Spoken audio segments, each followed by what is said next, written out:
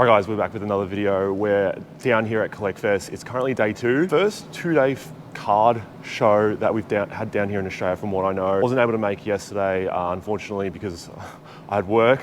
But today we're going to be attending. Doing today solo. Normally would have Jazz or Andy here, but unfortunately both are sick at the moment. Thought I would have a goal today, and I think it's quite a realistic few things that I want to kind of achieve today. But today I've got 3 things that I kind of want to achieve.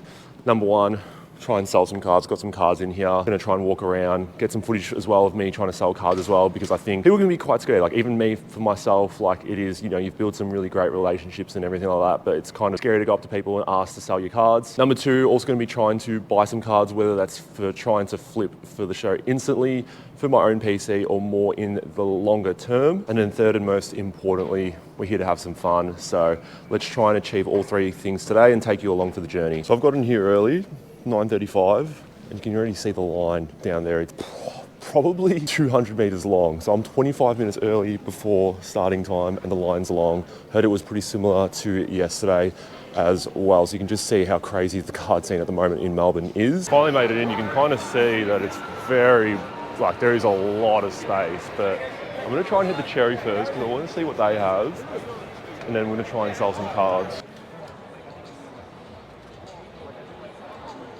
Can I look at the Shengun, please? Could you do 5 on that? Yes. Yep, done. First card pickup, and I'm absolutely stoked with this. Alprin Shengun, Gold Spectra RPA, out of 10, on card auto. This is a gorgeous card. Sticker price was $600, bought it from Cherry. Did offer 5 and they took it straight away. So I think this is a really good price for Shengun.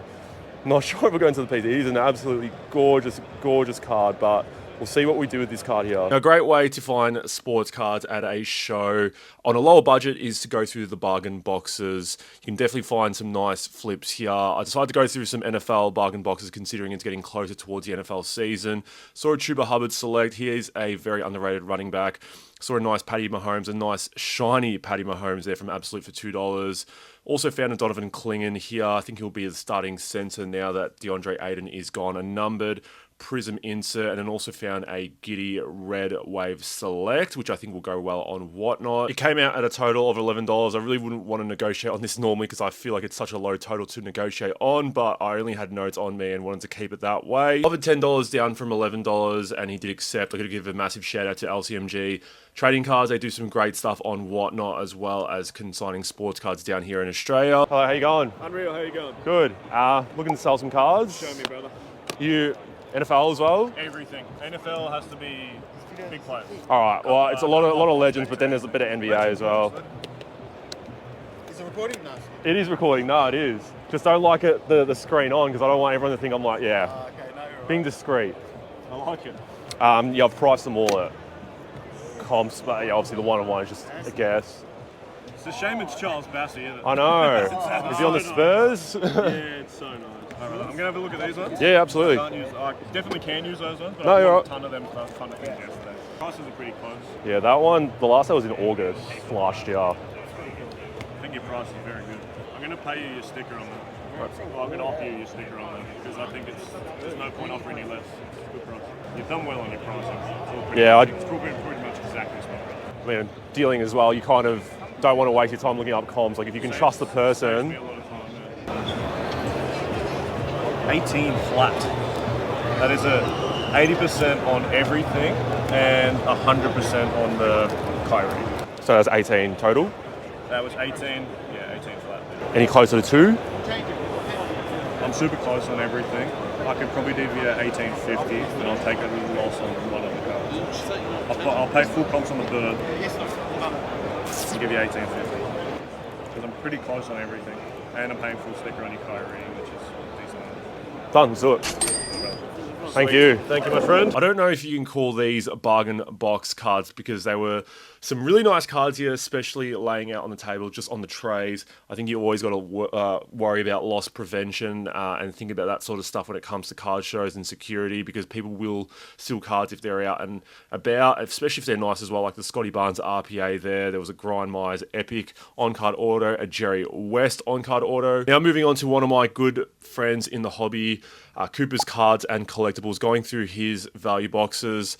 I found a really nice card towards the end here that I'm pretty excited to show off. A lot of people might not like it, but there was an Anthony Davis red certified out of 499. Actually, his rookie year as well. So just put that one aside just to see how comps looked. Really nice card here. Dan Issel Lux patch. These old school patches, especially when they're nice and chunky, I do like them. You know, comps may not line up, but I think the eye appeal is always there, especially for an old school collector. Now, this card here, once I saw it, I had to put it away. And, you know, people might not know who this is, but this is Chuck Hayes. He was actually 6'6", played for Houston, was actually our small ball center in the late 2000s. Really solid player. I mean, he was never going to make an all-star team, probably had the ugliest free throw routine, but this card here actually goes for around $50 on last sales. Not that I care, but I got it for $10 and was extremely happy to add that one to the PC. A couple of hours into the show, we've finally gotten a coffee, somehow to survive that first couple of hours without caffeine.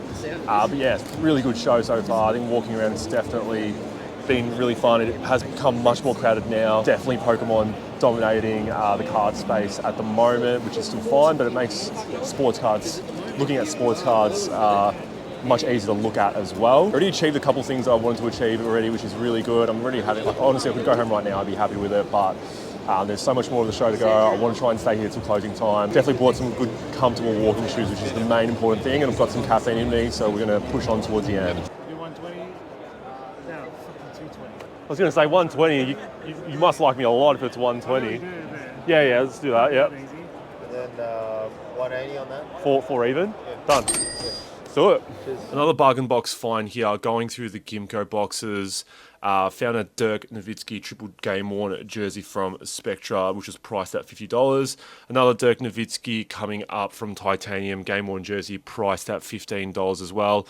Always find people ask for Dirk when it comes to selling at card shows generally. So total price was at $65. I did offer $55 and they took it. Now for the AFL lovers out there, we've got some nice draft pick signatures here. Got one for the PC. Brett Deledio, he was my favourite Richmond player growing up. Before he unfortunately left Richmond for GWS, there was also Richard Tamling one there, which brought back some pretty dark memories. Now that I've got the Deledio DPS, I've got the Cochin, I've got the Revo, and I've got the Dusty DPS, so I'm happy with the Richmond PC and how it's looking at the moment, although our team is pretty much all injured. It's pretty cooked at the moment. Also saw a really nice case hit here. This is the Photon parallel of Jalen Brown. Thought it would be something nice, but yeah, looked at comps afterwards after I put it aside and saw it was still going for under that listed price. I did put that one back. One card that I did look at here and ended up getting was the Jalen Brunson Select Red out of 99 auto. The comps are everywhere for this one. I mean, the base version, the silver version out of 249 goes for like $150. So this one being the red and more short printed, it would seem to go for a higher price. So the total price listed was $160. I offered $145 and he counted out $150 and I did take it. So shout out to Baller Collectibles for the deal. It was great to sort out the Richmond PC as well as find another card that I may potentially flip in the future. I don't know about Kaminga. What do you think about Kaminga? I like him, but yeah, I don't know if Golden State likes him, but he's shown a lot, and like people still pay. Like I think $500 for that as well. Like that's like actually value, but like I don't know. I feel like there's other players that should be at $500 as well. While you're there, I just picked up a Steph Curry stained glass with Iggy. The second year though. you might as well. Man. They weren't back then. They weren't cases. They were just very rare though. Like they were like maybe just above. I've opened a case and I got one. I watched a case break on YouTube and they pulled like 5 or 6. So I kind of thought, I don't think their case hits compared to the current stained glasses. The one I opened, the one case, I had, what's his name, the Cavs with the poofy hair, the centre. Vergel. Vergel, that's what I got. Yeah. Would you do $650 cash? Oh, Q7? It's like a perfect card.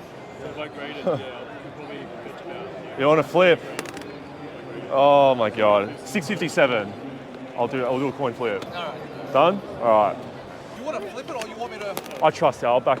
Oh, you want to do the little flip? Yeah, because every time I want to flip it, it just damages the case. I get you. I'm happy for you to flip it, catch it, and flip. Either way.